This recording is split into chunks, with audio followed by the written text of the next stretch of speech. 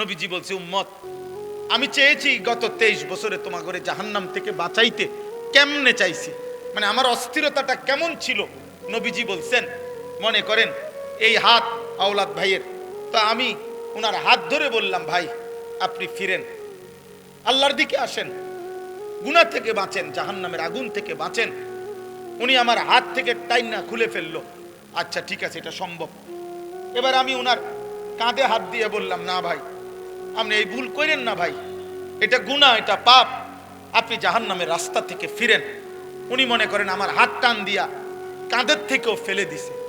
এইবার আমি, আমার যেহেতু দিলের মধ্যে পেরেশানি যে আমি ওনারে বাঁচাইতেই হবে জাহান্নাম থেকে, এবার আমি ওনার কোমরের মধ্যে জড়াইয়া ধইরা, কোমরের মধ্যে এরকম জড়াইয়া ধইরা বললাম, না রে ভাই, তুমি আমারে গুসাও আর কিলাও, যাই করো, আমি তোমারে জাহান্নামের আগুনের দিকে যাইতে দেব না, আমি তোমাকে ফেরাইতেই চাই। এই কোমরে জড়াইয়া ধরলে এই বাঁধন খোলা কঠিন না? কথা বলেন না কেন? আল্লাহর কসম, নবীজির হাদিসের অর্থ এটা। তিনি বলছেন, উম্মত, আমি চেয়েছি আমার একটা একটা উম্মতকে কোমরে জড়াইয়া ধরে হলেও জাহান্নামের আগুন থেকে বাঁচাইতে।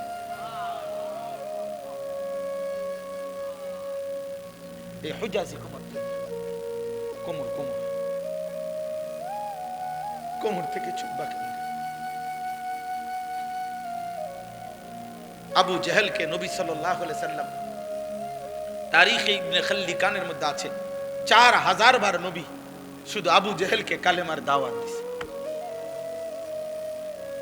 4000 বার, জি জি 4000, 4000। কি পরিমাণ চেষ্টা করছে। 950 বছর নূহ আলাইহিস সালাম মানুষকে জাহান্নাম থেকে ফিরাইতে চাইছে। 950 বছর, 950 বছরে হাজার হাজার বার, লক্ষ বার উনাকে পাথর মারা, রক্তাক্ত করে, বেহুশ কইরা।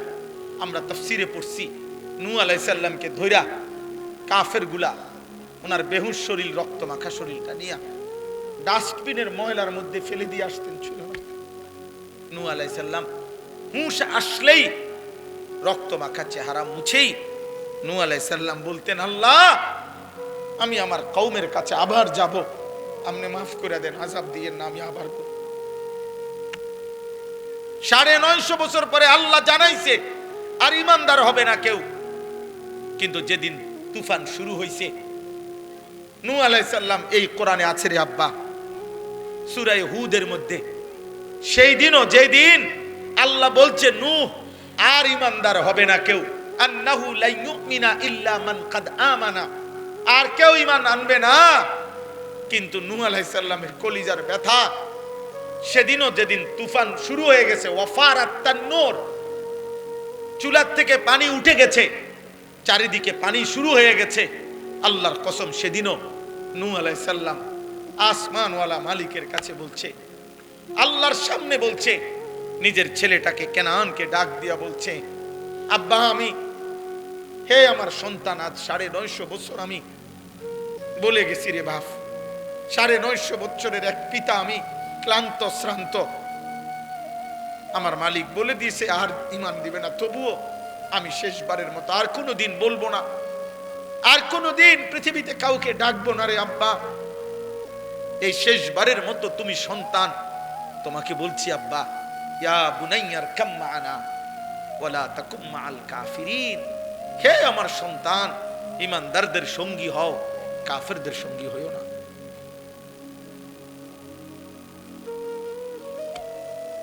ইয়া বুনাইয়ার কাম মা'ানা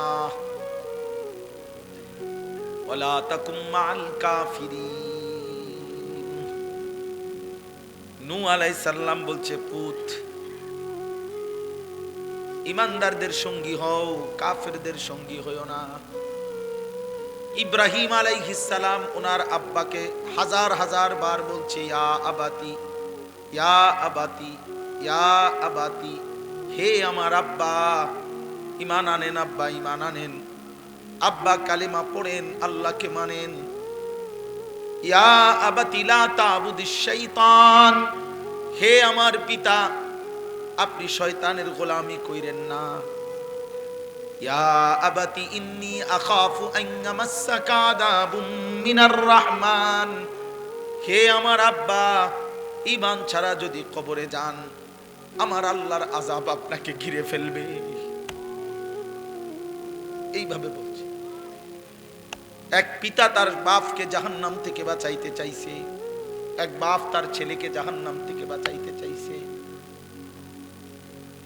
বারবার বলেছে, বারবার বারবার বারবার বারবার, আপনি মুসলমান বাপ হয়ে ছেলেটা এক ওয়াক্ত নামাজ পড়ে না, আপনি কেমনে মেনে নিলেন? আপনি মুসলমান স্বামী হয়ে আপনার স্ত্রী একদিনও পর্দা করে না, হায় মুসলমান স্বামী, আপনি কেমনে মেনে নিলেন? আপনি মুসলমান অভিভাবক হয়ে আপনার ঘরে প্রতিদিন রঙিন টেলিভিশনে নর্তকী নাচে, আপনি ইমানদার কেমনে মেনে নিলেন? কেমনে মেনে নিলেন বাপ? আল্লাহ আমাদেরকে মাফ করে, আল্লাহ আমাদের কলিজার মধ্যে বুঝ দান করে, আল্লাহ আমাদের হৃদয়ে ঈমান দান করে, হৃদয়ে ঈমান দান। একটা একটা ছেলে বুঝতে শিখে। এই আমার কথা শেষ। রমজান সামনে, আমার এতগুলো কথা বলার উদ্দেশ্য এটাই। মাহে রমজান সামনে, আল্লাহ যেন বলছে, বান্দা 11 মাসের ঘাটতি কমতি যা হইছে তো হইছে, চলো একবার ঘুরে দাঁড়াও বান্দা, একটা মাস কাজে লাগাও। দেখতে দেখতে আইয়ামাম মাদুদাত, অল্প কয়টা দিন, অল্প কয়টা দিন, কিন্তু বান্দা একটা মাস রমজান, মনে রেখো আমি প্রতি মিনিট প্রতি সেকেন্ডকে আমি আল্লাহ স্বর্ণ হীরা মণি মুক্তার চাইতে দামি বানায় দেব। সেজদা দিবা একটা, আমি আল্লাহ গুনবো 70টা। সেজদা দিবা একটা, আমি কারো জন্য গুনবো 700, কারো জন্য 7,000, কারো জন্য 70,000, কারো জন্য 7 লাখ, কারো জন্য 70 লাখ, কারো জন্য 7 কোটি, কারো জন্য 70 কোটি, কারো জন্য 70,000 কোটি, কারো জন্য 70 লক্ষ কোটি। খোদার কসম হাদিসে আছে, কারো জন্য আল্লাহ ফেরেশতাকে বলবে, ফেরেশতা তুই পারতি না লিখতি সংখ্যাটা, আমি আসমানওয়ালা রব, আমি লিখবো। আমি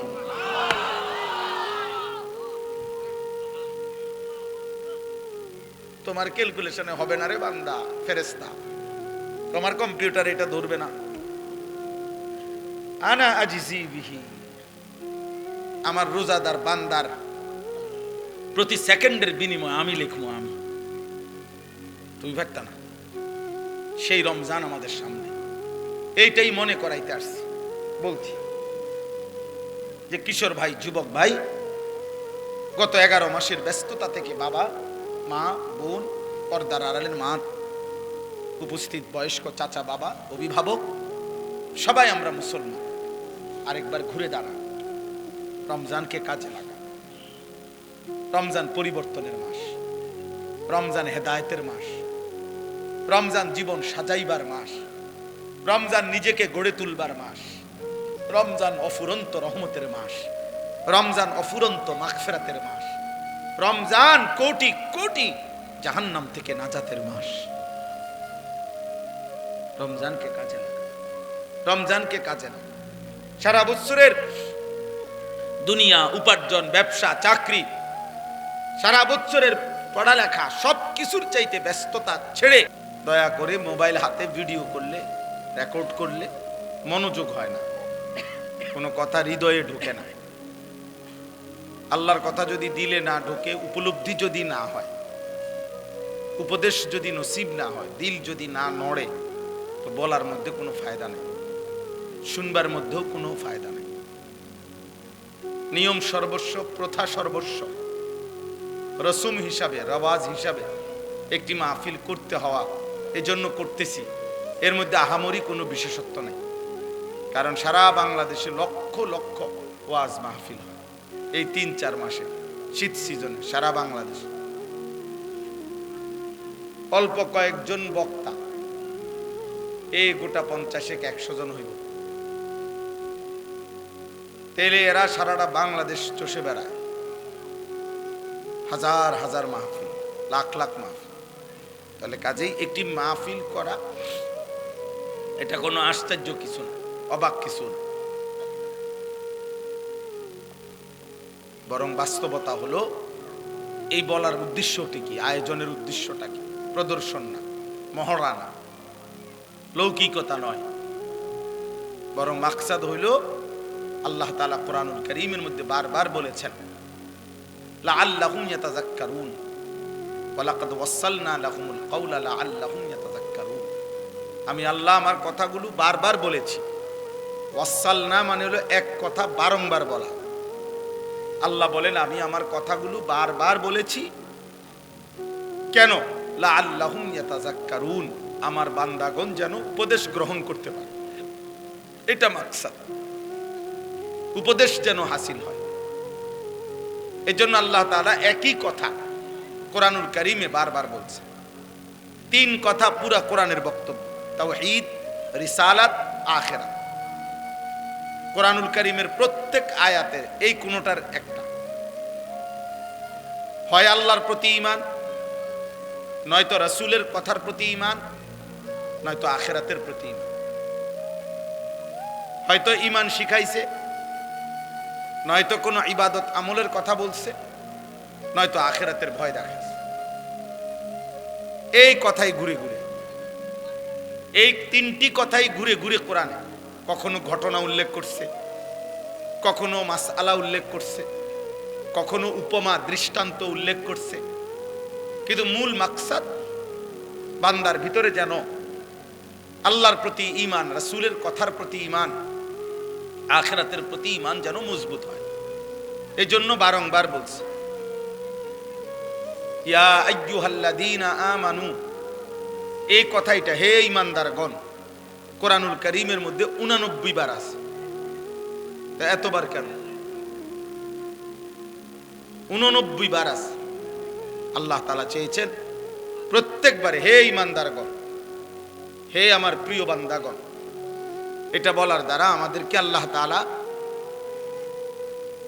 আন্তরিকতাপূর্ণ মহব্বতের শব্দ দিয়ে বুঝাইতে চাইছেন, বান্দা তুমি আমার প্রিয়, তুমি ঈমানদার, অতএব তুমি আমার কথার প্রতি মনোযোগী হও।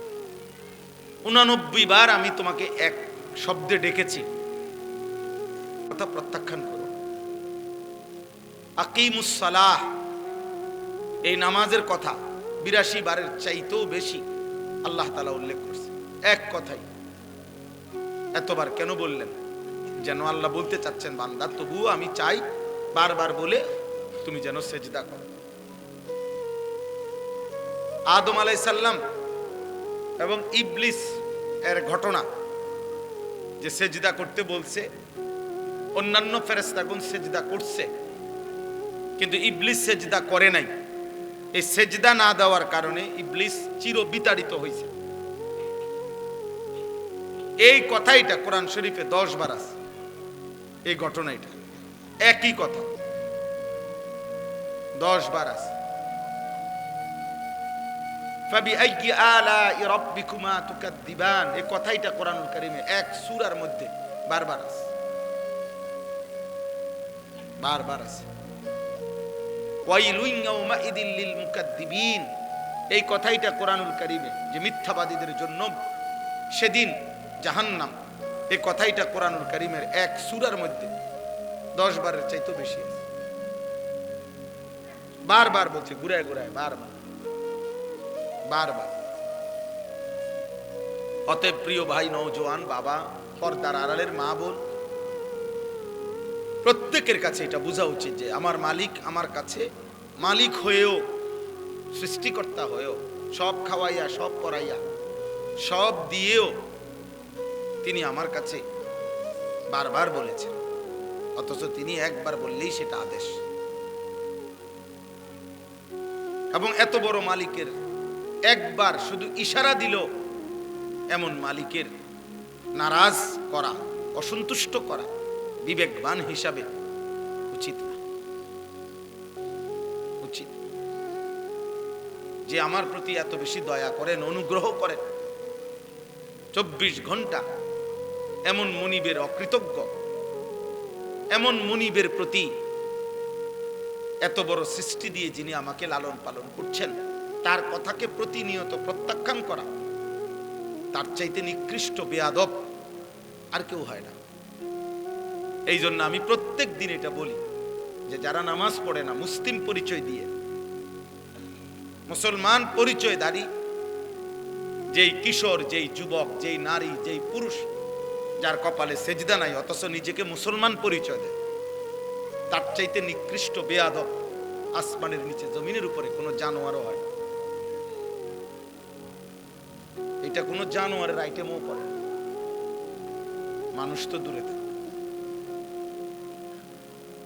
কারণ এত বড় অকৃতজ্ঞ, এত বড় বেয়াদব, এত বড় নাশকর, যে এত কিছু দিয়ে 24 ঘন্টা যিনি তাকে লালন পালন করছেন, সে তাকে একটি সেজদাও দেয় না। এ মানুষের কোনো প্রকারে আইটেমের মধ্যে ওরে জানোয়ারও ঘৃণা করে।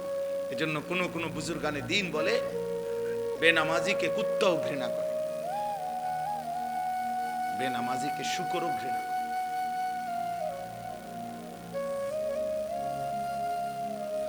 এজন্য বাবা এটা বোঝা উচিত, আত্মপরিচয় মিলাইবেন।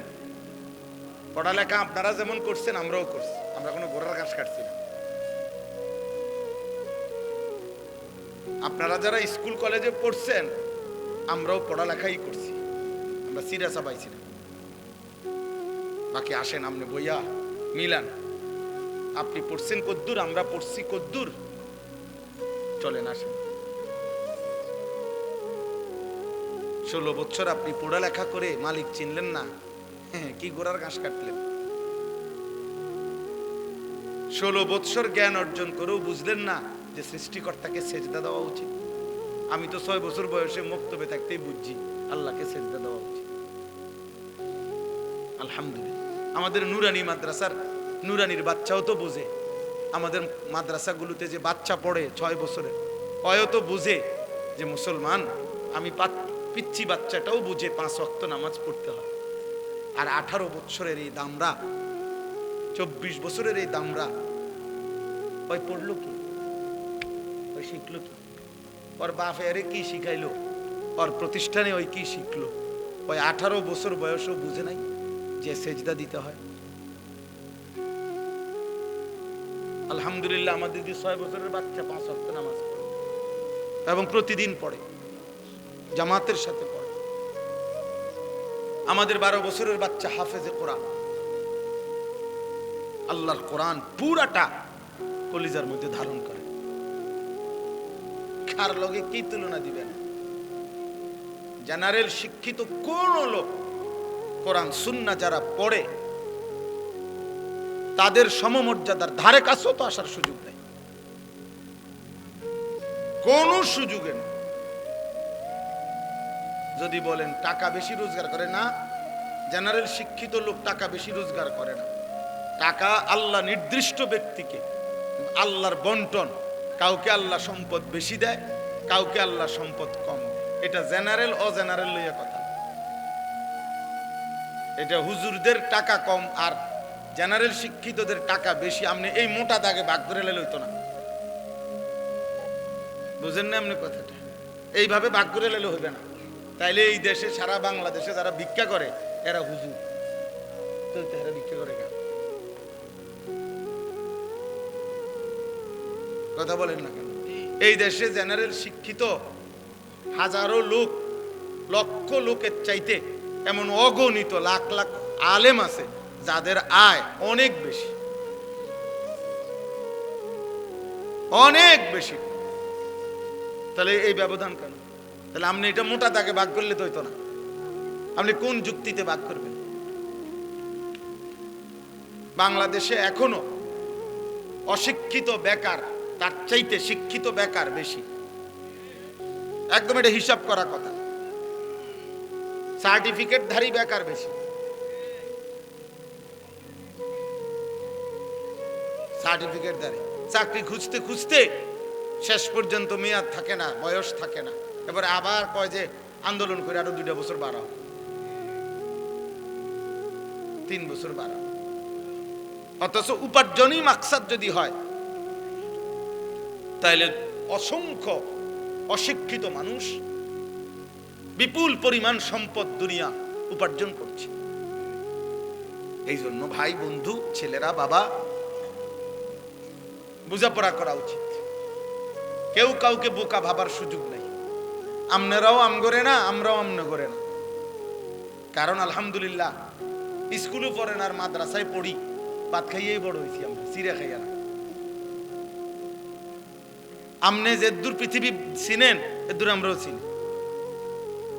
আপনারা যেটারে টাইলস বলেন, আমরা মাদ্রাসার হুজুর ওইটারে টাইলসে করি, মাড়ি কইরা।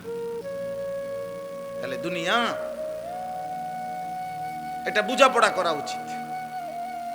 শিক্ষার যদি আলাদা কোনো মূল্য থাকে, জ্ঞানের যদি আলাদা কোনো মূল্য থাকে, যে জ্ঞান শুধু খাওয়ার জন্য নয়, জ্ঞান শুধু ভোগ করার জন্য নয়, জ্ঞান শুধু উপার্জনের জন্য নয়, অন্য কিছু, তো সেই অন্য কিছুটা কি? সেই অন্য কিছুটা কি?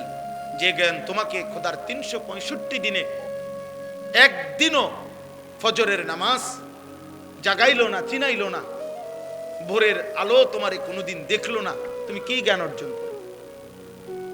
বলো না ভাই। আপনি বা কি শিখাইলেন? ছেলেটাই বা কি শিখল? মেয়েটাই বা কি শিখল? এই জন্য আলহামদুলিল্লাহ হিসাব মিলাবেন। জেনারেল পড়ালেখা আমরাও পড়ছি, আপনারাও পড়েন, আমরাও পড়ছি আলহামদুলিল্লাহ। আমি কুমিল্লা ভিক্টোরিয়া কলেজ থেকে মাস্টার্স পাস করছি, বিজ্ঞান বিভাগ থেকে এসএসসি পাস করছি, সায়েন্স থেকে দাখিল। কাজেই বুঝাপড়া আছে আমার, বুঝা শুনেই কইতেছি, বুঝাপড়া নিয়েই কইলাম। আপনি কোনো মাদ্রাসাকে এতিমখানা ভাববেন না। মাদ্রাসা এতিমখানা না, মাদ্রাসা এতিম বাচ্চা পড়ে। মাদ্রাসা এতিমের আশ্রয়স্থল, এটা এতিমখানা না। মাদ্রাসা মুসাফির খানা না, মাদ্রাসা কায়নাতের সর্বশ্রেষ্ঠ শিক্ষা যেটা কোরআন এবং সুন্নাহ, ওইটা পড়ার ঘর। যেই কোনো যুক্তিতে, পৃথিবীর যেই কোনো যুক্তিতে আজ পর্যন্ত কোন বিবেকবান কোরআন সুন্নাহর সামনে, পৃথিবীর কোন বেঈমান, কোন কাফের, কোন মুশরিক, কোন ইহুদি, কোন খ্রিস্টান, কোন নাস্তিক, কোন মুরতাদ, কেউ আল্লাহর কোরআনের বিপরীতে পৃথিবীর কোন শিক্ষাকে, পড়াকে 1 সেকেন্ডের জন্য উপরে উঠাইতে পারে নাই।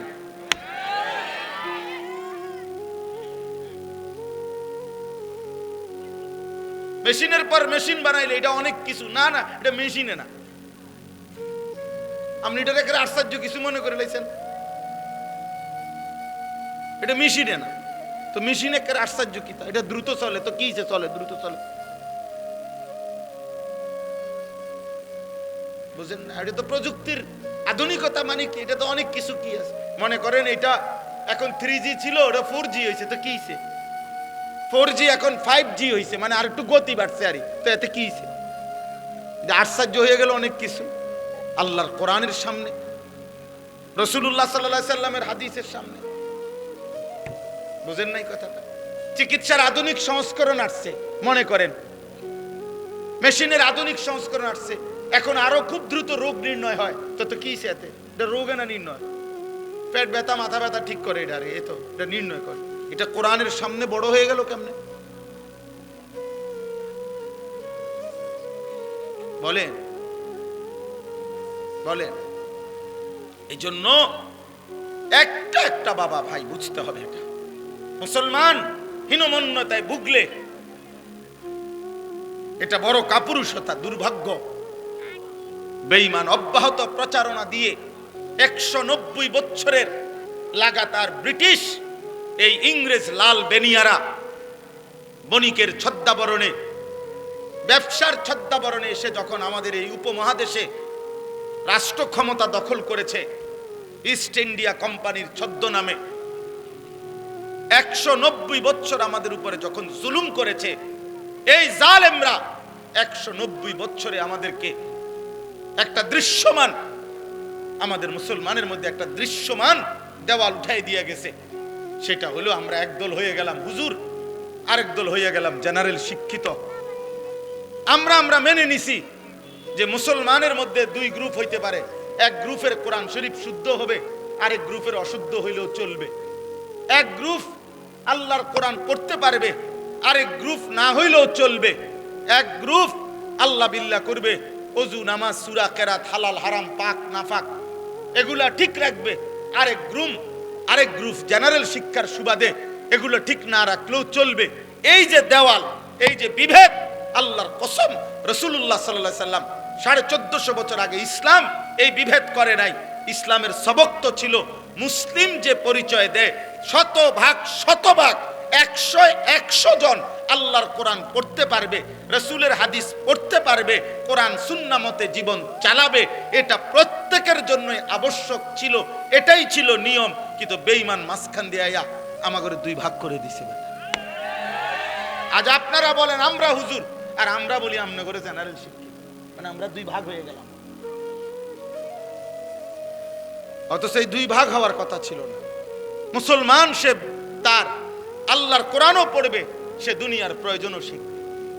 নবীজি সাল্লাল্লাহু আলাইহি ওয়াসাল্লাম মক্কা বিজয়ের পরে তায়েফের যুদ্ধ করার আগে যুদ্ধের ময়দানে সাহাবাদের 2 জন সাহাবীকে তিনি দূরবর্তী অঞ্চলে পাঠাইছেন, যে তখন যুদ্ধের একটি আধুনিক ওই সময়কার যে এখন যেটাকে দূর পাল্লার ক্ষেপণাস্ত্র বলে, ওই সময় ওইটা শিখবার জন্য যে পাথর মেশিনের মাধ্যমে একটু দূরে ছুঁড়ে মারা যায়, এইটা শিখাইবার জন্য নবী সাল্লাল্লাহু আলাইহি সাল্লাম 2 জন সাহাবীকে পাঠাইছেন যে তোমরা 2 জন গিয়া ওইটা শিখে আসো।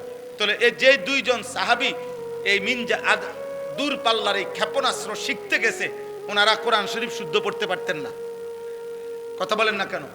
ওনারা 5 ওয়াক্ত নামাজ পড়তেন না। তাইলে রাসূলুল্লাহ সাল্লাল্লাহু আলাইহি সাল্লাম বলছেন উতলুবুর রিজকা মিন খাজায়াল আরদ, জমিনের তলদেশ থেকে, জমিনের নিচে তোমাদের রিজিক আছে, তোমরা সেটা তালাশ করো, খুঁজো, বের করো। তাহলে এই যে খনিজ সম্পদ আহরণ, এটার জন্য নবী আদেশ করছেন। তাহলে নবীজি আদেশ করছেন যাদেরকে যে মাটির তলদেশ থেকে তোমরা রিজিক অন্বেষণ করো, এই কথার অর্থ হইল তোমরা যারা খনিজ সম্পদ আহরণ করবে তোমাদের নামাজ পড়তে হবে না, তোমাদের কোরআন শরীফ অশুদ্ধ হইলেও চলবে। তাইলে আপনারা এটা ভাবলেন কেমনে যে আপনি স্কুলে পড়লে কোরআন শরীফ অশুদ্ধ হইলে চলবে? আপনারা এটা মেনে নিলেন কেন? যুবক ভাই, তোমরা এটা মেনে নিলা কেন? তোমার বিবেককে তুমি প্রশ্ন করো। স্কুলে পড়া তো অপরাধ কেউ বলে নাই। বাংলা, অঙ্ক, ইংরেজি, পদার্থ, জীববিজ্ঞান অপরাধ তো কেউ বলে নাই, পাপ তো বলে নাই কেউ, গুনাহ বলে নাই। কিন্তু মালিক ভুললা কেন? 2 রাকাত নামাজ সুন্দরভাবে পড়তে পারো না কেন? ওযুর ফরজ, গোসলের ফরজ সুন্নাত মোতাবেক করতে পারো না কেন? আত্তাহিয়াতু, দুরূদ শরীফ, দোয়ায়ে মাসুরা, দোয়ায়ে কুনুত হুজুরদের মতো শুদ্ধ পড়তে পারবে না কেন? বাবার মৃত্যুতে, মায়ের মৃত্যুতে, আপনজনের মৃত্যুতে জানাজার দোয়া আল্লাহুম্মা গফির লি হাইয়িনা ওয়া মাইয়িতিনা, এই দোয়া পড়তে পারবেন না কেন?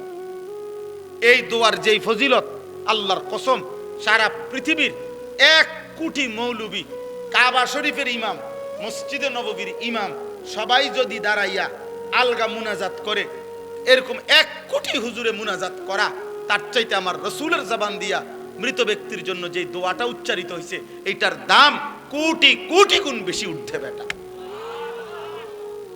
কারণ এটা নবীজি পড়ছে, আল্লাহুম্মা গফির লি হাইয়িনা ওয়া মাইয়িতিনা ওয়া শাহিদিনা ওয়া গায়িবিনা, এটার দাম বেশি, এটার দাম বেশি। এর বিপরীতে কাবা শরীফের ইমাম সাহেব দোয়া করলো নিচে। বুঝেন নাই কথাটা? এই জন্য বললাম দোস্ত, আফসোসের বিষয় আজ আমরা দৃশ্যমান ভিন্ন হয়ে গেল। আজ তোমরা স্কুলের অগণিত ছেলে একটাবারও ভাবতেও শেখো না যে মুসলমান হিসাবে তোমার চুল রাসূলুল্লাহ সাল্লাল্লাহু আলাইহি ওয়াসাল্লামের মতো হওয়া উচিত না। তোমরাও মেনে নিছো, অভিভাবকরাও মেনে নিছে যে সে যেহেতু জেনারেলে পড়ে, অতএব তার চুল, চেহারা, তার লিবাস, পোশাকের মধ্যে ইসলাম অনুসরণ করার কোনো বাধ্যবাধকতা নাই, যেহেতু ছেলেটা স্কুলে পড়ে। আমরা এটা মেনে নিলাম কেন? আমরা এটা মেনে নিলাম কেন? মা বাবা মেনে নিছে, এই জন্য ওনারা প্রত্যেক দিন দেখে যে ছেলেটার চুল মুশরিকের মতো, বেঈমানের মতো। কোন ইহুদি খেলোয়াড়, কোন খ্রিস্টান খেলোয়াড়, কোন মুরতাদ, কোন ব্যভিচারী, প্রত্যেকটি এই বেটা ছেলে বেটা প্রত্যেকটা খেলোয়াড় যেগুলো আন্তর্জাতিক নামের খেলোয়াড়, এই ইউরোপীয় বলেন আর যেখানকারে বলেন, যারা আমাদের তোমাদের যুবকদের কাছে অনুসরণীয় খেলোয়াড় মনে করো, যারা প্রত্যেকটা যতবার ক্যামেরার সামনে আসে, যতবার কোনো পুরস্কার হোক যেটাই হোক নিতে আসে, তুমি তাকাইলে দেখবা তার সাথে আরেকটা নারী, একটা মহিলা, একটা মেয়ে মহিলা আছে, ওইটাকে সে পরিচয় দিবে এটা তার গার্লফ্রেন্ড। তো জিনা যাদের কাছে বিবাহ বহির্ভূত এরকম মেলামেশা যাদের কাছে বৈধ, তারা এই পৃথিবীতে কোন জানোয়ারের আদর্শ হইতে পারে না বেটা। মানুষ তো দূরে থাকবে না, কোন চতুষ্পদ জন্তুর মডেলও হইতে পারে না এটা।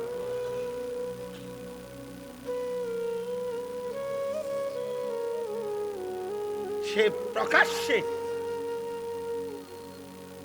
মহিলাকে নিয়ে সে ছবি তুলতেছে, ক্যামেরায় পোজ দিতেছে, এটা তার গার্লফ্রেন্ড। ছি ছি ছি বেটা, ঘৃণা হওয়া উচিত বেটা রুচির উপরে। বেটা রুচির উপরে ঘৃণা হওয়া উচিত বেটা। হায়া, লজ্জা এক মানুষের সৃষ্টিগত নিয়ামত, আল্লাহর দান এটা। যার হায়া ছিনিয়ে নেয়, যার লজ্জা ভেঙ্গে যায়, আল্লাহ রসুল বলছে ফাসনা মা শিতা, এবার তোমার আচরণ জানোয়ারের মতো, যেমন চায় তাই কর। যা বেটা, তোর যেহেতু লজ্জা নাই, তুই খারাইয়া মুতলে কি আর বইয়া মুতলে কি, তুই রাস্তার ধারে মুতলে কি আর মানুষের চোখের সামনে মুতলে কি। পাশে দিয়া মানুষ যাইতেছে, মহিলা যাইতেছে, পুরুষ যাইতেছে, সিএনজি যাইতেছে, ও এখানে বসে পেশাব করতেছে। ধরেন তার কত বড় নিকৃষ্ট রুচি, কি তারে পড়াইলো, কে কি পড়লো, তে এই বাচ্চাটা কি পড়লো। ছি ছি ছি ছি ছি ছি বেটা, থু বেটা, ওই বিবেকের উপরে ছি বেটা।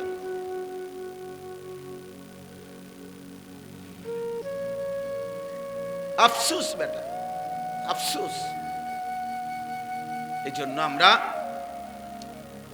এটা মনে করাইলাম, আমি একজন বাবা অভিভাবক মনে করাইলাম, আরেকবার বুঝাপড়া করে। আপনারা কারো যদি বুঝার দরকার হয় বা আমগোর লগে তর্ক করতে মন চায়, আপনি কইয়েন, আমি আমু। কোন দিন তর্ক করবেন সেদিন আমু, ইনশাআল্লাহ ইনশাআল্লাহ। ইউরোপের পড়ার উপরে ভরসা করিলে শুধু মুসলমান হয়ে ওইটা, এই সন্তানকে মনে রাখবেন ইকোনমিক্যাল অ্যানিমেল বানাবে, মানুষ বানাবে না। ইউরোপের স্লোগান হলো, পুঁজিবাদের স্লোগান হলো, বস্তুবাদের স্লোগান হলো ভোগ, উপভোগ, জীবন ভোগ করো। ইকোনমিক্যাল অ্যানিমেল, উপার্জনের জন্য নিজেকে গড়ে তোলো। কেমনে পড়লে, কি শিখলে, কি করলে, আর কোন পলিসি অ্যাপ্লাই করলে 1 লাখ টাকা উপার্জন হবে, আরো পলিসি খাটাও, এবার মাসে 3 লাখ টাকা আসবে, আরো পলিসি খাটাও, পরিশ্রম আরো বাড়াও, এবার মাসে 10 লাখ টাকা ইনকাম হবে, আরো পলিসি লাও, তুমি একসাথে 3 কোটি টাকা ব্যাংক লোন নাও, তারপরে ফ্যাক্টরি খুলে দাও, এবার মাসে 1 কোটি টাকা আসবে। তুমি একসাথে, আমার ওই দিন বলছে হুজুর, আমি দোয়া করতাম, আমার একদিন একজনে কইছে ওনাদের কোম্পানি কিছুদিন আগে 1200 কোটি টাকা লোন নিছে, 1200 কোটি টাকা। আমি দোয়া করতাম, হেতের লাগে, আমি ব্যাককল পাইছি আমারে। হ্যাঁ, আপনি আমার ব্যাককল ঠাউরাইছেন, আমি আপনার মতো হারাম খোরের জন্য দোয়া করতাম। হ্যাঁ, সামনে সামনে তো অনেকেরই দেখলে রুম আইস দেই, এগুলোর মধ্যে অনেকগুলোর মধ্যে তো পরে পরীক্ষাগুলি ফরমালি নাইব। কথা তো মৌখিক বলতেই হয়, চলতেই হয়, কিন্তু হৃদয়ের ভালোবাসা কোনো নাফরমানের জন্য কখনোই থাকে না। আল্লাহ রাসূল সাল্লাল্লাহু আলাইহি সাল্লাম বলছে, লা তুসাহিব ইল্লা মুমিনান, মুমিন ছাড়া কাউকে বন্ধু বানায়ও না। ওয়ালা ইয়াকুল মালাকা ইল্লা তাকিয়ুন, মুত্তাকি ছাড়া কাউকে ভালোবেসে কিছু খাওয়াইও না। হাদিস নবীজি বলছে সাল্লাল্লাহু আলাইহি ওয়াসাল্লাম। এই জন্য আমি প্রত্যেকটা ছেলে পেলে, বাবা, ভাই, মা, বোন, আপনাদের কাছে এটা বুঝাইতে চাই, আমরা এটা ফিরে আসেন, আপনারা পড়েন, আপনারা ভাগ করে যে যেখানে পারেন পড়েন, কোনো সমস্যা নেই। কিন্তু আপনারা আরেকবার হিসাব মিলান, আমরা মানুষ হব না কেন? আমরা আল্লাহ চিনব না কেন? আমরা রসুল চিনব না কেন? এক বিন্দু কোনো যুক্তি তো থাকতে হবে। কোরআন শরীফ না মানার পিছনে একজন মুসলিম পরিচয়ধারী অথচ আল্লাহর কোরআন মানে না, কারণটা কি? তার একটা বাস্তব যুক্তিসঙ্গত কোনো কারণ তো দর্শাইতে হবে। আপনি এটা কোন, আপনি এটা কারণ বলেন। আপনি যে মুসলমান, রাসূলুল্লাহ সাল্লাল্লাহু আলাইহি সাল্লামের সুন্নাত ত্যাগ করলেন কেন? এটার একটা বাহ্যিক কারণ বলেন। দাড়ি কাটার উপরে একজন ভদ্রলোক একটি কারণ দর্শান। একটা লোক, একটা চ্যালেঞ্জ করলাম যে এর কোনো ন্যূনতম, রাসূলুল্লাহ সাল্লাল্লাহু আলাইহি সাল্লাম শত শতবার দাড়ি লম্বা করতে বলছে, দাড়ি লম্বা করতে বলছে, দাড়ি লম্বা করতে বলছে। এখন আপনি যে কাটলেন, আমি আপনার লগে তর্ক করছি না, আপনার লজ্জাও দিচ্ছি না, কিন্তু আপনার কাছে কোনো এটার উপরে দলিল ভিত্তিক যুক্তিসঙ্গত কোনো কারণ আছে কিনা সেটা পেশ করেন। আপনি থাকলে এখন দাঁড়াইয়া বলে, আমি শুনি যে এর কোনো ন্যূনতম কোনো উপকার পৃথিবীর কোনো চিকিৎসা বিজ্ঞান, কোনো দার্শনিক, কোনো পণ্ডিত, কোনো বুদ্ধিজীবী, কোনো গবেষণাগারে প্রমাণিত হয়েছে? কোথায় সেটা? কোথায় সেটা? কি নাই, কোথাও কারো কাছে নাই, আমি শুনি নাই এ পর্যন্ত। আমি বহুত লোকের জিজ্ঞাসি, বহুত জেনারেল শিক্ষিত, একেবারে উচ্চ শিক্ষিত লোক আলহামদুলিল্লাহ আমাদের সাথে সম্পৃক্ত আছে, মহব্বত করে, জিজ্ঞাসি, স্যার আপনি বলেন, বাইর করে দেন, আপনি গবেষণা করে বাইর করে দেন, দাড়ি কাটার উপরে সৌন্দর্য, অথবা দাড়ি কাটলে দাড়িওয়ালা মানুষের চাইতে দাড়ি কাটুন না মানুষের এক সুতা একটু বেশি সুন্দর দেখা যায়, এটার উপরে যুক্তিটা কি? এটার উপরে একটা অথেন্টিক কথা বলেন যে এটা কোন যুক্তিতে বোঝা গেল যে হুজুর এই আলোকে প্রমাণিত হয়েছে যে দাড়িওয়ালার চাইতে দাড়িবিহীন মানুষের সৌন্দর্য বেশি ফুটে ওঠে। এটা কি? সেটা যুক্তিটা কি বলেন? কিন্তু দাড়িওয়ালা সুন্দর দাড়িবিহীন মানুষের চাইতে, এ কথার উপরে আমি দলিল দিতে পারবো। আপনারটার উপরে আপনি দেন, আমি দিই মুখির লেগে, আপনারটা আপনি বাইর করেন, আমারটা আমি করি। এই পৃথিবীতে 1450 বছরে লক্ষ লক্ষবার প্রমাণিত হয়েছে রাসূলুল্লাহ সাল্লাল্লাহু আলাইহি সাল্লাম, ওনার সাহাবায়ে কেরাম 1 লক্ষের চাইতে বেশি সাহাবী রাতে, দিনে, সকালে, দুপুরে, দিবানিশি নবীজিকে দেখছেন হাজার হাজার বার, লক্ষবার। প্রত্যেকেই অকপটে সাক্ষ্য দিছেন, যতবার নবীজিকে দেখছি খোদার কসম এর চাইতে সুন্দর এই গোটা সৃষ্টিতে আর কাউকে দেখি নাই। তাহলে বুঝা গেল দাড়িওয়ালা চেহারা লক্ষের চাইতে বেশি সাহাবীর দৃষ্টিতে সুন্দর, অনুসারীদের দৃষ্টিতে সুন্দর। 1 2 কোরআনুল কারীমের মধ্যে আছে ওয়াদ-দুহা ওয়াল-লাইলি ইযা সাজা, এই শব্দের 2 তাফসীর। এক তাফসীর হলো ওয়াদ-দুহা শব্দের অর্থ হলো আল্লাহ তাআলা বলছেন, হে বন্ধু আমার, আপনার এই পবিত্র চেহারা, যে চেহারা আলোকোজ্জ্বল, আপনার এই সুন্দর আলোকোজ্জ্বল নূরানি পবিত্র আলোকিত সুন্দর চেহারার আমি আল্লাহ কসম করছি। রাসূলুল্লাহ সাল্লাল্লাহু আলাইহি সাল্লামের চেহারা মোবারকের কসম আল্লাহ করছেন। তাইলে আল্লাহর কাছে এই চেহারা যদি সুন্দর না হয় তাহলে তিনি কসম করছেন কেমন? আর নবী সাল্লাল্লাহু আলাইহি সাল্লামের চেহারা মোবারক দাড়িওয়ালা ছিল না দাড়িবিহীন? খালাস। আপনারটা আপনি কই দেখেন, কই আপনারা দেখেন, ওনার পিছনে 3 জন মুরব্বি বসা। দেখেন দেখেন ভাই, তোমার পিছনে দেখো, তুমি ঠ্যাঙ্গালগি দিয়ে দাঁড়াও, মোবাইলে কষ্ট হইতেছে তো তোমার ছবি উঠাইতে, পায়ের উপরে ভর দিয়া ছবি উঠাইতে আছে। তুমি একটা বাঁশ আনো, আইনা খাড় করাও। না না, লজ্জা না দিলে হবে না। কেন? আমি সুন্দরভাবে নিষেধ করছিলাম না? কথা বলেন না কেন? আমি কি মহব্বতের সাথে বলছিলাম কি না? বলে তাহলে বলে না হুজুর আমি আপনার কথা মানতাম না, তো চলে গেলে ভালো। আমি তো শুরুতেই বলছি, আমি ব্যক্তিগতভাবে কোনো প্রার্থী না। আমি আগের থেকে এই তবিয়ত, আমি দিল থেকে বলতেছি, বিশ্বাস করেন। আমি বিশ্বাস করি আমার জনসমর্থন দিয়ে আমি করবো কি? আমি তো ভোটে দাঁড়াইছিলাম। আমি কোনো মার্কার পক্ষে কোনো প্রচারণাও করি না, কোনো সময় না, কোনো সময় না। কোনো মার্কার পক্ষে আপনি আমার প্রচারণা পাবেন না, আমি করি না, আমি এটি বুঝি না। একজনের সব বুঝতে হবে এটা জরুরিও না। তাহলে আমি এত জনসমর্থন তো দরকার নাই আমার। আমি বিশ্বাস করি একজন মানুষকেও আল্লাহর কথা বললে সওয়াব হয়। হয় একজনকে আল্লাহর কথা বললে সওয়াব হয়নি, তো আমার সওয়াব দরকার, আমার নেকি দরকার। আমি সংখ্যা দিয়ে করবো কি? আমার অনেক সময় অনেকে বলে না আমগো মানুষ হুজুরারে, হ্যাঁ হুজুর ওয়াজ তো করেন আপনারা, হেদায়েত হয় কয়জন? না না, আমার গোনার দায়িত্ব না, তো না, এটা আমার দায়িত্ব দেয় নাই। গুনাহ আমাদের দায়িত্ব। আমি যদি আমগুড়ি গনি, তো এই ডান কাঁধে বাম কাঁধে ফেরেশতা ডাকো কি কাম? আমা তো উনা করে রাখলো কেন? হ্যাঁ, তো ওনারা না গুনবো, হিসাব করবো কারা? এরা। তো গুনাহ আমার দায়িত্ব নেই, আমার দায়িত্ব মেহনত, আমার দায়িত্ব বলে যাও। এরপরে দ্বিতীয়ত, আল্লাহর নবীকে আল্লাহ বলছে, বন্ধু আমনের পিছনের দিকে তাকাবার দরকার নাই, আপনি শুধু বলতে থাকেন, চেষ্টা করতে থাকেন, দাওয়াত দিতে থাকেন। হেদায়েত দেব কাকে? ফয়সালা সম্পূর্ণভাবে একক আমি আল্লাহর হাতে। আমি যদি ঈমান দেই কেউ ফিরাইতে পারবে না, আমি যদি না দেই বন্ধু, আপনি বন্ধু বললেও দেব না। আরে নবী বলার পরও দেয় না ঈমান। যুবক তুমি জানো না বেটা, মুসলমানের বাচ্চা তুমি জানো না তোরে আল্লাহ যে মুসলমানের পরিচয় দিছে, তুই জানো না বেটা তোরে আল্লাহ কত বড় নিয়ামত দিছে। কার গাদ্দারি করো অনটের পাও না, তো মনে করছে এমনি বাতে তো খাও, আর কিটা? নারী দেখো, ছবি দেখো, উলঙ্গ নর্তকী দেখো, নাটক দেখো, সিনেমা দেখো, দুনিয়া ভোগ করো। হ্যাঁ, চুলের ফ্যাশন করছো, হায় হায়, রাতের পর রাত পার করে দিচ্ছ গুনায় গুনায়। ঈমান ফিরাই দিলা, ইসলাম ফিরাইয়া দিলা।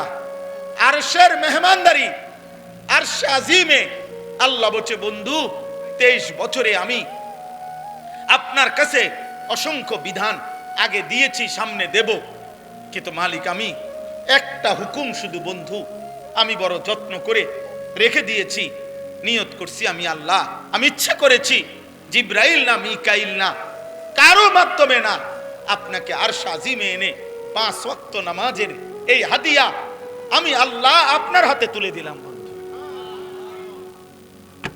তুমি জানো না আব্বা নামাজ কত বড় নিয়ামত? তুমি জানো না একটা বন খাইতে গিয়ে হাবড়া নামাজ পড়ে না। আরে অপদার্থ, কোথায় বন আর কোথায় নামাজ? কি এর লগে কি মিলাইলি বেটা? চা দোয়ানের আড্ডার কারণে নামাজ পড়লো। আহা, বনরুডির আড্ডা আর মালিকের সেজদা, কত ব্যবধান। একটা অটো চালায়, আপনার নামাজের টাইম নেই। আপনি বিমান চালালে কিরতেন? হ্যাঁ, চা কদ্দুর বেছে, বনরুডি বেছে, 2 বিস্কুট বেছে, এবার নামাজের টাইম নেই। হায় রে গাদ্দার! দুনিয়া যদি তোরে আরো বেশি দিত মালিক, তো কি করতি? ওহো, আহা, আফসোস ব্যাপার, আফসোস। কিয়ামতের দিন আল্লাহ বলবে ফেরেশতাদেরকে, উহশুরুল্লাযীনা যালামু ওয়া আযওয়াজাহুম ওয়া মা কানু ইয়াবুদুন মিন দুনিল্লাহ ফাহদুহুম ইলা সিরাতিল জাহিম। দোস্ত আমার, বড় ভয়ঙ্কর কথা এটা আল্লাহ বলছে। কিয়ামতের দিন আল্লাহ ফেরেশতাদেরকে বলবে, ফেরেশতারা আমার প্রত্যেকটা নাফরমান বান্দাকে সামনে আন, আর প্রত্যেকটা পাপী বান্দার সাথে সে যার সঙ্গী হয়ে অথবা যাকে সঙ্গী বানিয়ে পাপ করেছে ওরেও আন। আর 3 নম্বরে আমি আল্লাহকে বাদ দিয়ে যখন যাকে ডাকছে তাকেও আন। খোদার কসম আল্লাহ বলবেন, তিন জনকে একসাথ করো, জালেম পাপীকে একত্র করো, পাপীর সঙ্গীকে একসাথ করো, আমি আল্লাহকে বাদ দিয়ে পাপী যাকে ডাকতো তাকে একসাথ করো।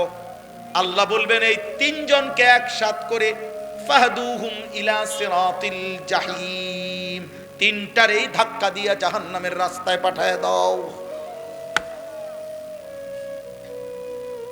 মনে রাখো বাপ, যে বন্ধু তোমার উলঙ্গ ছবি দেখাইছে, যে বন্ধু তোমার সুদের আড্ডায় নিয়ে গেছে, কিস্তির আড্ডায় নিয়ে গেছে, নারীর আড্ডায় নিয়ে গেছে, জিনার আড্ডায় নিয়ে গেছে, সঙ্গী নামের, বন্ধু নামের, সহকর্মী নামের, সহপাঠী নামের যেই মানুষ নামের শয়তান তোমারে পাপের রাজ্যে নিয়ে গেছে, সেদিন কিয়ামতের দিন তুমি এবং তাকে একসাথ করা হবে। এবং শুধু সেই দুইজন না, বরং আল্লাহকে বাদ দিয়ে যাকে ডাকতো তাকেও। কোরআনুল কারীমে আল্লাহ বলছে।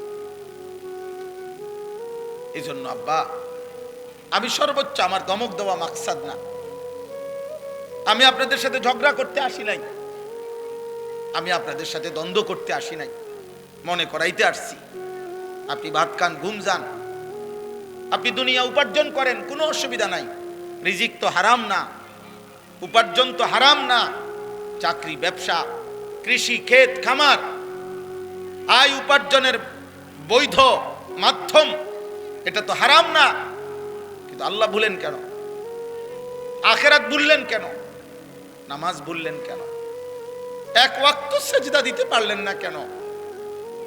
60 বছরে, 40 বছরে, 30 বছরে এমন মালিকের কোরআন, এই চোখ যার দেওয়া, তার চোখে তার কালাম দেখে দেখেও পড়তে পারেন না কেন?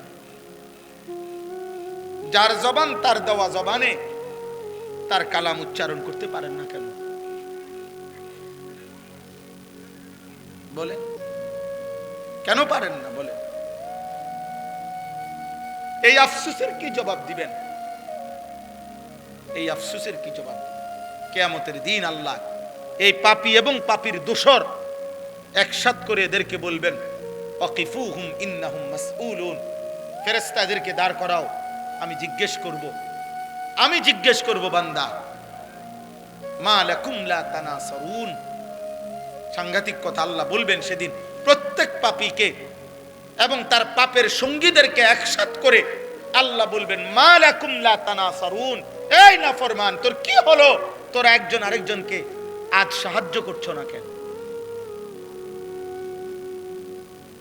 সেদিন না বলছিলা তুমি, দোস্ত তুই নিশ্চিন্ত থাক, আমি তোর পাশে আছি।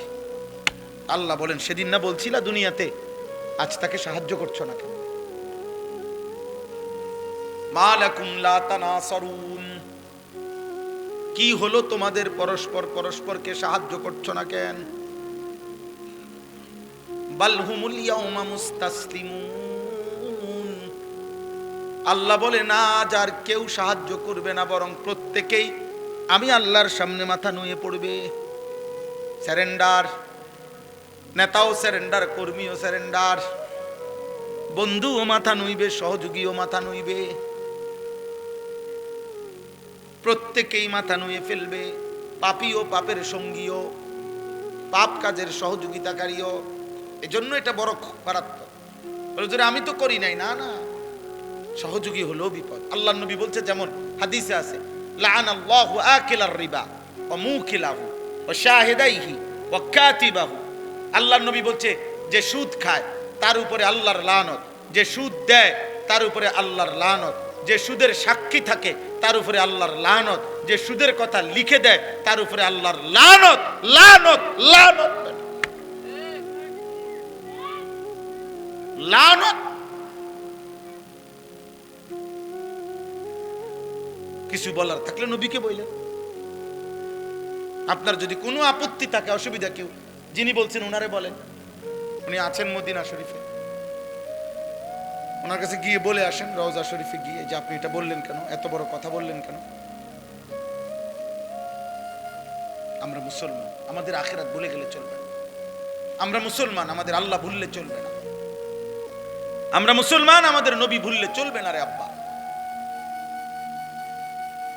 দৃশ্যমান এই দুনিয়া আমাদেরকে ছেড়ে দিতে হবে।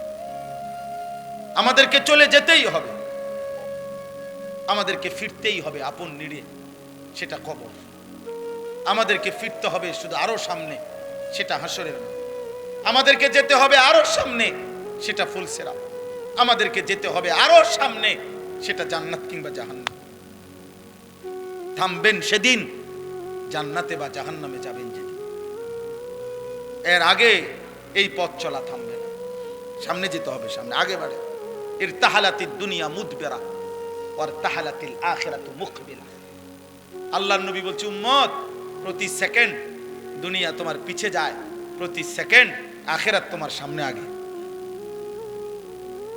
এই জন্য আপনাকে ইচ্ছাই হোক অনিচ্ছাই হোক, ছোট ভাই বড় ভাই, জওয়ান কিশোর বয়স্ক বাবা, আমি আপনি, পর্দার আড়ালের মা, আমাদের প্রত্যেককেই ইচ্ছাই হোক অনিচ্ছাই হোক আগে বাড়তে হবে, সামনে যাইতে হবে, সামনে। আর কোনোদিন পিছনের দিকে যাওয়া যাবে না। আল ওয়াক্তু আনফাসুন লা তাউদু, সময় নিঃশ্বাসের মতো, যা আর ফিরে না, আর ফিরে না। এই জন্য আগামীর সময়টা আপনাদের কাছে এতগুলো কথা বলার অর্থ হইল, আমি আপনাদেরকে বলতে চাই এটা, আমরা আপনারা ভাই ভাই, আমরা আপনারা আপনজন, মুসলিম পরিচয়ধারী, আমরা প্রত্যেকেই আপন। কাল বুনিয়ান, আমরা একটি বিল্ডিং এর মতো, আমরা ভাগ না। আমরা হুজুর আপনারা জেনারেল না, না আমরা হুজুর আপনারা পাবলিক না, না আমরা মুসলমান। আমরা কি বলেন না কেন? অতএব কিশোর ভাই, নওজোয়ান, একটা একটা ছেলেকে বলি, আব্বা ভাই তুমি আমার মতো হও, নয় আমারে তোমার মতো বানাও। আপন দুই ভাই, আপন মুসলমান, আলাদা হবা কেন? আলাদা হইবা কেন? তোমার পক্ষে তুমি যুক্তি দাও, আমার কোরআন থেকে আমি বলি, তুমি ইনসাফের সাথে ফয়সালা করো। যদি বিবেক মরে না যায়, যদি লজ্জা মরে না যায়, তো ইনসাফ করো। এক ওয়াক্ত নামাজ যে পড়ে না পৃথিবীতে, তাকে কোন যুক্তিতে ভদ্র সভ্য তাকে কেন বলা হবে? এত বড় সৃষ্টিকর্তার কৃতজ্ঞতা যার মধ্যে নাই, সে বেয়াদব না তো বেয়াদবটাকে বলেন? আপনি ইনসাফ করেন। আমরা মুসলমান, আর যদি বলেন আমি মানতে কোনোভাবে রাজি না, তো মুসলিম পরিচয় ছেড়ে দেন, মুসলিম পরিচয় ত্যাগ করেন। তো সেটাও তো করবেন না, তা তাইলে আর এই দোটানা কি লাভ? এই কি লাভ? একটা লোক বুজুর্গানে দিন বলছে, মনে করেন এর দূর হইতে পারতো না, মনে করেন একটা লোক, আমি মসজিদের ভিতরে, মানে মসজিদের এই দরজায় আমি ভিতরে একটা পাও দিলাম, বাইরে এক পাও দিলাম, কথা বুঝেন নাই? আমি মসজিদের ভিতরে, আমি মসজিদের বাইরে, এরম হইতে পারত না। মুসলমান এমন হইতে পারত না যে এক পাও ভিতরে এক পাও বাইরে, এটা না। আল্লাহ কোরআনে বলছেন, পুরা পুরা পুরা মাথার চুল থেকে পায়ের নখ পর্যন্ত তোমার পুরা বডি ইসলামের মধ্যে ঢুকা। তোমার ঘরের প্রথম কোণা থেকে শেষ কোণা, তোমার রাষ্ট্রের প্রথম কোণা থেকে শেষ কোণা, তোমার জীবনের প্রথম অংশ থেকে জীবনের শেষ আয়োজন, সবখানে ইসলাম ঢুকাও। উদখুলু ফিস সিলমি কাফ, এটা আমাদের জন্য জরুরি। আপনি যদি বলেন হুজুর আমনগো মধ্যে তো অনেক ত্রুটি, হ্যাঁ আমার ত্রুটির জন্য আপনার কাছে আমি দোয়া চাই, আপনি আমার লেগে দোয়া করেন।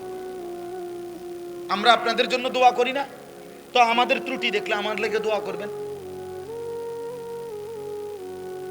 বুঝেন নাই কথাটা? কিন্তু আপনি যখন দেখছেন আমি আগুনে পুড়ে গেছি, তো এই কারণে আপনি ইচ্ছা করে আগুনে পুড়ে যাবেন, তো তাইলে এই জন্য আমরা প্রত্যেকের এটা, আল্লাহ নবী সাল্লাল্লাহু আলাইহি সাল্লাম বলছেন, আল মুমিনু মিরআতুল মুমিন, এক মুমিন আরেক মুমিনের আয়না। আয়না আয়না আয়নায় দাঁড়াইলে যেমন চেহারার দাগ চিহ্ন স্পট বোঝা যায়, এক মুমিন আরেক মুমিনের সামনে দাঁড়াইলে ওই মুমিনের জন্য তার কল্যাণকামিতা ফুটে ওঠে, তার ক্ষতি, তার গুনাহ, তার নাফরমানি জীবন দেখলে তার কলিজায় ব্যথা ওঠে। তার কলিজায়। আল্লাহর নবী সাল্লাল্লাহু আলাইহি সাল্লাম হাদিসের মধ্যে আছে, ওয়া আনা আখিযুন বিহুজাজিকুম, নবীজি বলছে, উম্মত আমি চেয়েছি গত 23 বছরে তোমাকে করে জাহান্নাম থেকে বাঁচাইতে। কেমনে চাইছি মানে আমার অস্থিরতাটা কেমন ছিল। নবীজি বলছেন, মনে করেন এই হাত আওলাদ ভাইয়ের, তো আমি ওনার হাত ধরে বললাম, ভাই আপনি ফিরেন, আল্লাহর দিকে আসেন, গুনাহ থেকে বাঁচেন, জাহান্নামের আগুন থেকে বাঁচেন। উনি আমার হাত থেকে টাইনা খুলে ফেললো। আচ্ছা ঠিক আছে, এটা সম্ভব। এবার আমি ওনার কাঁধে হাত দিয়ে বললাম, না ভাই আপনি এই ভুল করেন না ভাই, এটা গুনাহ, এটা পাপ, আপনি জাহান্নামের রাস্তা থেকে ফিরেন। উনি মনে করেন আমার হাত টান দিয়া কাঁধের থেকেও ফেলে দিছে। এইবার আমি, আমার যেহেতু দিলের মধ্যে পেরেশানি যে আমি ওনারে বাঁচাইতেই হবে জাহান্নাম থেকে, এবার আমি ওনার কোমরের মধ্যে জড়াইয়া ধইরা, কোমরের মধ্যে এরকম জড়াইয়া ধইরা বললাম, না রে ভাই তুমি আমারে গুসাও আর কিলাও যাই করো, আমি তোমারে জাহান্নামের আগুনের দিকে যাইতে দেব না, আমি তোমাকে ফেরাইতেই চাই। এই কোমরে জড়াইয়া ধরলে এই বাঁধন খোলা কঠিন না? কথা বলেন না কেন? আল্লাহর কসম, নবীজির হাদিসের অর্থ এটা। তিনি বলছেন, উম্মত আমি চেয়েছি আমার একটা একটা উম্মতকে কোমরে জড়াইয়া ধরে হলেও জাহান্নামের আগুন থেকে বাঁচাইতে।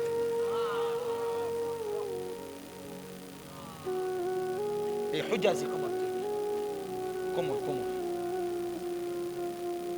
কোমর থেকে চুপ বাকি। আবু জেহেলকে নবী সাল্লাল্লাহু আলাইহি সাল্লাম তারিখে ইবনে খাল্লিকানের মধ্যে আছে 4000 বার নবী শুধু আবু জেহেলকে কালেমার দাওয়াত দিয়েছে। 4000 বার, জি জি 4000, 4000। কি পরিমাণ চেষ্টা করছে। 950 বছর নূহ আলাইহিস সালাম মানুষকে জাহান্নাম থেকে ফিরাইতে চাইছে।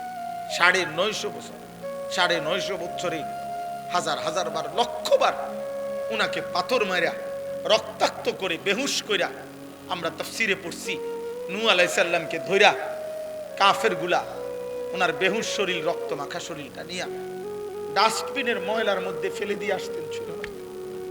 নূহ আলাইহিস সালাম হুঁশ আসলেই রক্ত মাখা চেহারা মুছেই নূহ আলাইহিস সালাম বলতেন, আল্লাহ আমি আমার কওমের কাছে আবার যাব, আপনি মাফ করে দেন, আযাব দিয়ে না, আমি আবার করব। 950 বছর পরে আল্লাহ জানাইছে আর ইমানদার হবে না কেউ। কিন্তু যেদিন তুফান শুরু হয়েছে, নূহ আলাইহিস সালাম, এই কোরআনে আছে রে আব্বা, সূরা হুদের মধ্যে, সেই দিনও যেই দিন আল্লাহ বলছে নূহ আর ইমানদার হবে না কেউ, আন্নাহু লা ইউমিনা ইল্লা মান কাদ আমানা, আর কেউ ঈমান আনবে না।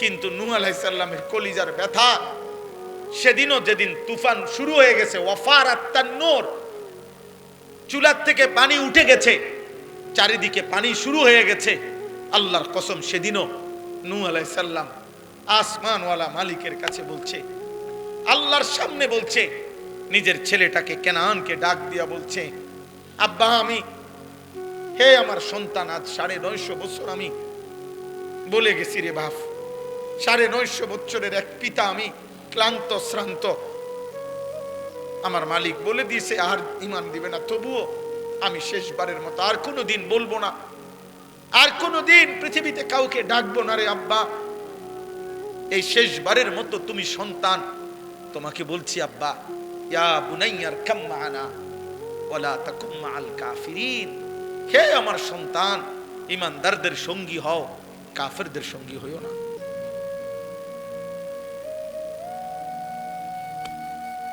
ইয়া বুনাইয়ার কাম মা'ানা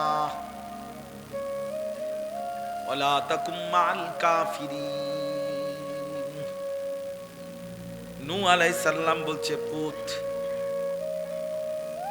ঈমানদারদের সঙ্গী হও, কাফেরদের সঙ্গী হইও না। ইব্রাহিম আলাইহিস সালাম ওনার আব্বাকে হাজার হাজার বার বলছে, ইয়া আবাতি, ইয়া আবাতি, ইয়া আবাতি, হে আমার আব্বা, ঈমান আনেন আব্বা, ঈমান আনেন আব্বা, কালেমা পড়েন, আল্লাহকে মানেন। ইয়া আবাতি লা তা'বুদিশ শাইতান, হে আমার পিতা, আপনি শয়তানের গোলামি কইরেন না। ইয়া আবাতি ইন্নী আখাফু আন ইয়ামাসসাকা আযাবুম মিনার রহমান, হে আমার আব্বা, ঈমান ছাড়া যদি কবরে যান আমার আল্লাহর আযাব আপনাকে ঘিরে ফেলবে।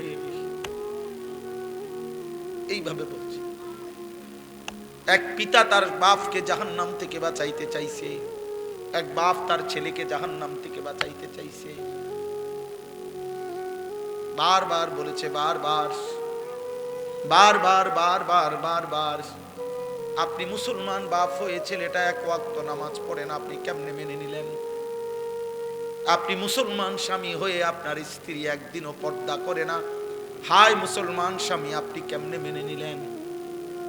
আপনি মুসলমান অভিভাবক হয়ে আপনার ঘরে প্রতিদিন রঙিন টেলিভিশনে নর্তকী নাচে, আপনি ইমানদার কেমনে মেনে নিলেন? কেমনে মেনে নিলেন বাপ?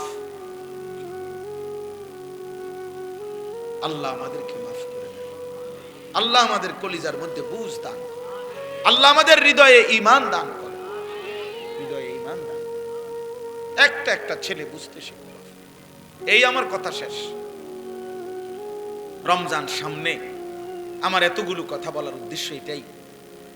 মাহে রমজান সামনে, আল্লাহ যেন বলছে, বান্দা 11 মাসের ঘাটতি কমতি যা হইছে তো হইছেই, চলো একবার ঘুরে দাঁড়াও বান্দা, একটা মাস কাজে লাগাও। দেখতে দেখতে আইয়ামাম মাদুদাত, অল্প কয়টা দিন, অল্প কয়টা দিন, কিন্তু বান্দা একটা মাস রমজান, মনে রেখো আমি প্রতি মিনিট প্রতি সেকেন্ডকে আমি আল্লাহ স্বর্ণ হীরা মণি মুক্তার চাইতে দামি বানায় দেব। সেজদা দিবা একটা, আমি আল্লাহ গুনবো 70টা। সেজদা দিবা একটা, আমি কারো জন্য গুনবো 700, কারো জন্য 7,000, কারো জন্য 70,000, কারো জন্য 7 লাখ, কারো জন্য 70 লাখ, কারো জন্য 7 কোটি, কারো জন্য 70 কোটি, কারো জন্য 70,000 কোটি, কারো জন্য 70 লক্ষ কোটি। খোদার কসম হাদিসে আছে, কারো জন্য আল্লাহ ফেরেশতাকে বলবে, ফেরেশতা তুই পারতি না লিখতি সংখ্যাটা, আমি আসমানওয়ালা রব, আমি লিখবো। আমি